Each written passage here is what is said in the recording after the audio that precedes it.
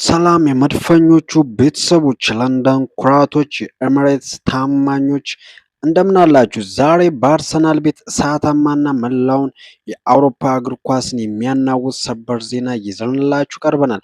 ይህንን ቪዲዮ እስከ መጨረሻው ሳትመለከቱ እንዳታልፉ፣ ምክንያቱም ዛሬ የምንነጋገረው ዝም ብሎ ስለ ዝውውር ዜና ሳይሆን አርሰናል በአውሮፓ መድረክ ላይ ዳግም ፍርሃትን የሚለቅ ማንኛውንም ተከላካይ የሚያስጨንቅና ወደ ክብር ማማው የሚመልሰውን ስለ አንድ አስደናቂ ተጫዋች ነው።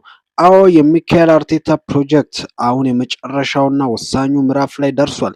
የዝውውር መስኮቱ ከመዘጋቱ በፊት ኤሚሬትስ ላይ ትልቅ ቦምብ ሊፈነዳ ነው።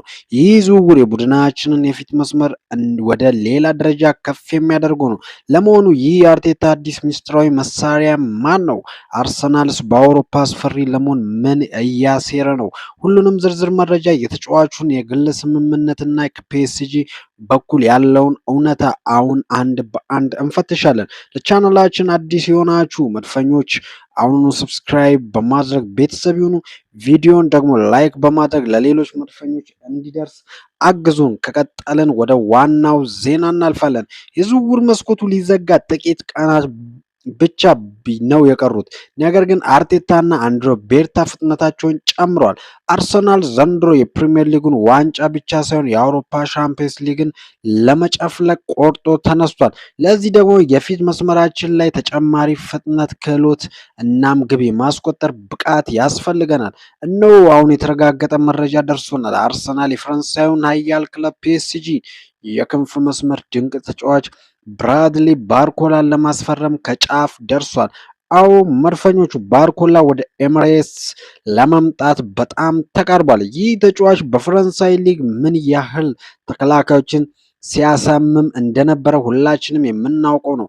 የእሱ ወደ አርሰናል መምጣት ጋብሪኤል ማርቲኔሊ ቡድኑ እና ቡካዮ ሳካ ላይ የሚፈጠረውን ጫና ከመቀነስም በላይ ለአርቴታ እጅግ አስፈሪ የጥቃት አማራጭ ይሰጣል። ይህ ዝውውር ወሬ ብቻ አይደለም፣ ይፋዊ ድርድሮችም ተጀምሯል።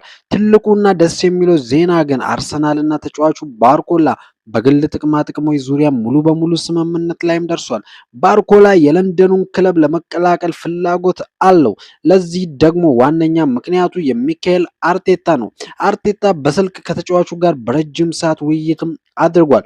በአርሰናል ቤት ስለሚኖረው ሚና፣ ቡድኑን እንዴት እንደሚጠቅም እናም የእሱ ክሎት ተጠቅሞ እንዴት በአውሮፓ ትልቅ ክለብ መገንባት እንደሚፈልግ በዝርዝር አስረድቶታል። የአርቴታ እቅድና የአቀራረብ ባርኮላን ሙሉ በሙሉ የማረከው ሲሆን በፕሮጀክቱ ተስፋ ስላደረገ ለአርሰናል አዎ የሚል ምላሽም ሰጥቷል።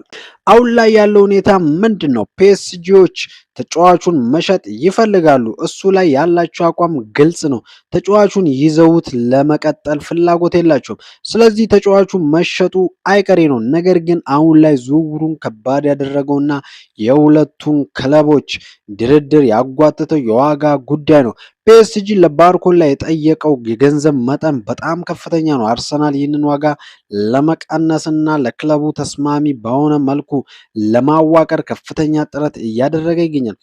አሁን የሚቀረው ትልቁና ከባዱ ነገር የሁለቱ ክለቦች በዋጋ መፈራረም ብቻ ነው። በገንዘብ ጉዳይ ላይ ስምምነት ላይ ከደረሱ ባርኮላ የጦር መሳሪያውን ታጥቆ የለንደን መድፈኞችን የማይሆንበት ምንም አይነት ምክንያት አይኖርም። የመድፈኞቹ ቤተሰቦች ይህ ዝውውር ከተሳካ ለአርሰናል ምን አይነት አቅም ይዞ ይመጣል ብላችሁ ታስባላችሁ? የባርኮላ ሳካና ሃቨርሱ ወይም የፊት አጥቂዎቻችን ጥምረት በአውሮፓ መድረክ ምን ያህል አስፈሪ ሊሆን እንደሚችሉ እስቲ ላፍታ አስቡት። እኛ በቀጣይ ሰዓታት ክለባችን የሚያደርገውን እያንዳንዱን የድርድር እንቅስቃሴ በቅርበት እየተከታተልን አዳዲስ መረጃዎች ሲወጡ ወዲያውኑ ይዘንላችሁ የምንመጣ ይሆናል። እናንተ ግን አሁኑኑ በኮሜንት መስጫው ላይ ሀሳባችሁን አስፍሩልኝ። ስለተከታተላችሁ ከልብ አመሰግናለሁ። ድል አርሰናል! ቸው ቸው